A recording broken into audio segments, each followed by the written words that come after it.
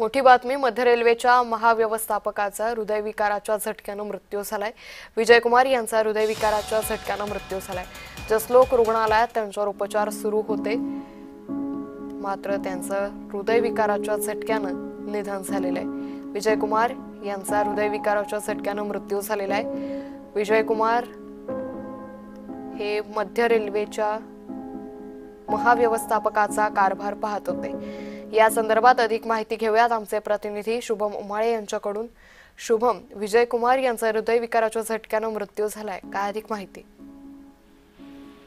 अंकिता, आपण बघू शकतो मध्य रेल्वेचे महाव्यवस्थापक विजयकुमार यांचा हृदयविकाराच्या झटक्याने मृत्यू आज सकाळी झालेला आहे। खरं बघायला गेलं तर आज सकाळी झोपेतून उठण्याआधीच त्यांना हा अटॅक आला होता। झोपेत त्यांना हा अटॅक आला होता आणि त्यानंतर त्यांना जसलोक हॉस्पिटल या ठिकाणी नेण्यात आलं आणि त्यानंतर डॉक्टरांनी त्यांना मृत म्हणून घोषित केलेलं आहे। तर पाहायला गेलं तर विजयकुमार यांचे आत्ताच काही दिवस आधीच म्हणजे 1 ऑक्टोबर 2025 रोजी मध्य रेल्वेच्या महाव्यवस्थापक पदी नियुक्ती जी आहे ती करण्यात आली होती।